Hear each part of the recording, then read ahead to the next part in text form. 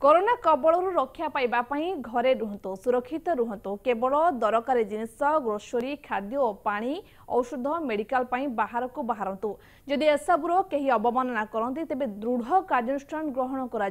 राज्य सरकार पक्षर होइथिबा एही निर्देश को राजधानीवासी मानिछंती सेतेटा जरूरी नथिले घर बाहर को बाहरु नाहंती। लॉकडाउन रो द्वितीय दिन में कौन रही स्थिति राजधानीवासी सहित सीधा सड़क आलोचना करछंती आम प्रतिनिधि सरोज मल्लिक।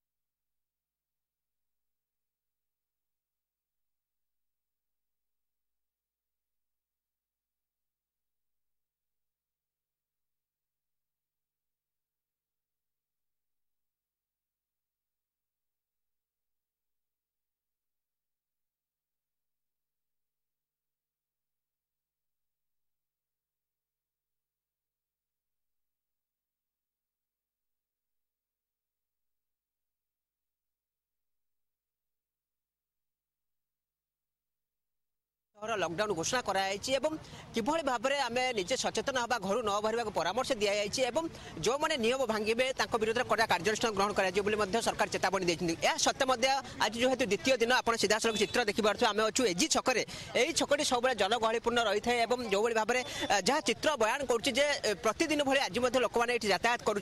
जो कथा सरकार कहते केवल अत्यावश्यक सेवा जो अत्यावश्यक सामग्री एथुर बाद दिज्व किंतु आम देखुँ ये देखिपे जो भाव में प्रतिदिन भाई ये लोक मैंने हुए सचेतन होना लोक मैंने यातायात कर छकरे ये जो भिड़ ही बयान कर लोक मैंने कहीं बुझुना सरकार घोषणा कहीं बुझुना ये पुलिस भाई मैंने जो मैंने अच्छा पचारि बुझे कई परिस्थिति आप बाहर को बाहर पड़ते कहीं शुणुना आम सहित किसी अच्छा प्रतिज्ञा ना आज हूँ लॉकडाउन आप जानते तथापि आप बाहर को एक्चुअली आमर सेंट्रल गवर्नमेंट ऑफिस आमर छुट्टी डिक्लेयर होना एबे तो डिक्लेयर आम ऑफिस फेरुचु घर को आप जानी तो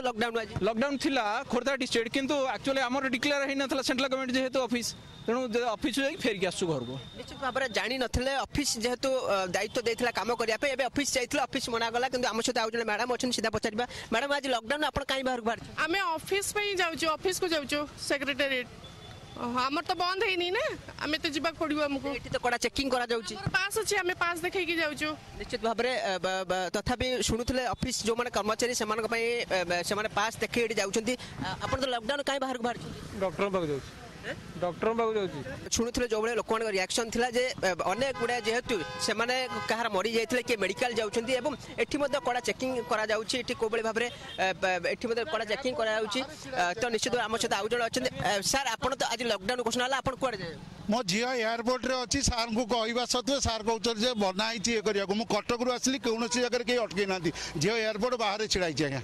सरकार घोषणा करथिले लॉकडाउन बाहर को बाहर नहीं गोटे दिन प्रथम करते देखिकी जनता कर्फ्यू सरकार कही सारी 22 रु 29 जो कहले से तो झील टिकेट करके दिल्ली रु आसूची हॉस्टेल पाठ पढ़ुला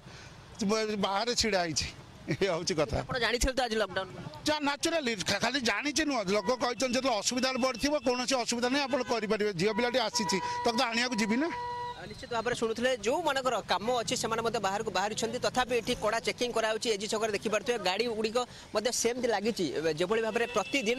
देखा जो भाई गाड़ी लगी आज गाड़ी गुड़ा से लगी रही सब बड़ कथा सरकार